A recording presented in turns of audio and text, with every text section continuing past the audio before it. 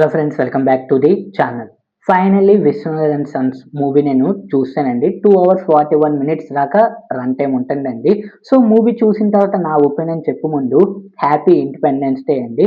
So ఇంకా review విషయంలోకి వెళ్ళే ముందు చాలా మంది అన్‌సబ్‌స్క్రైబర్స్ విజిట్ చేస్తున్నారు. So please like, share and subscribe to my YouTube channel. Let's back to our actual content. So దాదాపు 2 గంటల 41 నిమిషాల దాకా మూవీ రన్ టైమ్ ఉంటుందండి. ఫస్ట్‌లీ మైనస్ అల్లన రన్ టైమ్ అండి.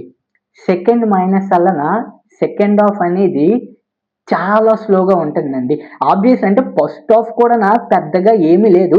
కానీ సెకండ్ హాఫ్‌తో పోలిస్తే ఫస్ట్ హాఫ్ అనేది కొంతవరకు బెటర్ అండి. అండ్ మీరు ఆల్రెడీ ట్రైలర్ కూడా చూసుంటారు. ఫస్ట్ హాఫ్ అంతాన మనకి లవ్ ట్రాకే అండి. అంటే సూర్య గారిని మమిత గారు లవ్ చేయడం స్టార్ట్ చేస్తారండి.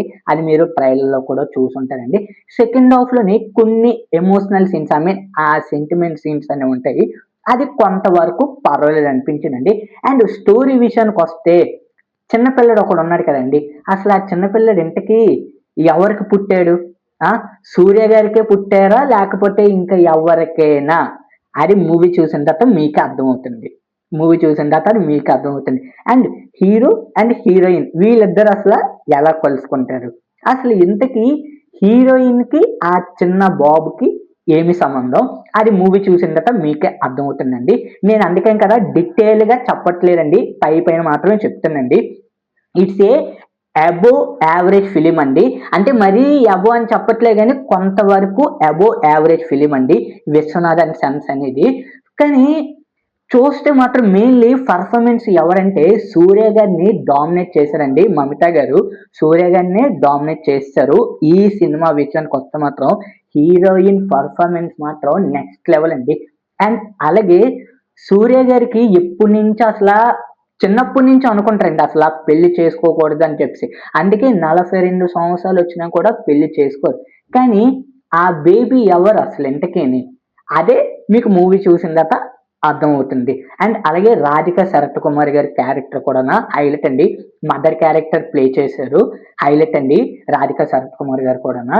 అండ్ ఫస్ట్ హాఫ్ ఆ లవ్ ట్రాక్ అని చెప్పాను కదా! అది పర్వాలేదు. అందుకే అంటాను కదండీ! సెకండ్ హాఫ్ కన్నా పోలిస్తే ఫస్ట్ హాఫ్ అనేది కొంతవరకు పర్వాలేదండి.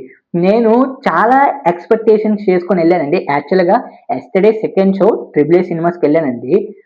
సినిమా థియేటర్ ఉంది. 2 కళ్ళు సరిపోలేదండి. అందరూ అంటారు కదా! 2 కళ్ళు సరిపోలేదు.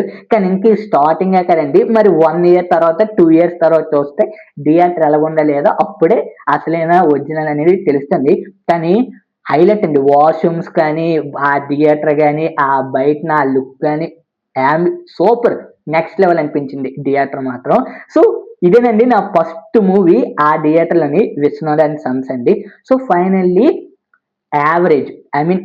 కొంచెం యావరేజ్ చెప్పాను కదా! అబోవ్ యావరేజ్ అని. అలా కూడా కాదు. కొంచెం యావరేజ్ ఫిల్మ్ అండి 'విశ్వనాథ్ అండ్ సన్స్.' ఒకవేళ నాకన్నా మీరు ముందు చూసుంటే మీకు మూవీ ఎలాగనిపించిందో కింద కామెంట్ సెక్షన్‌లో తెలియజేయడం మాత్రం మర్చిపోకండి. మరెన్నో రివ్యూస్ కోసం మిస్టర్ రివ్యూస్ ఛానెల్‌ని సబ్స్క్రైబ్ చేసుకోవడం మాత్రం మర్చిపోకండి.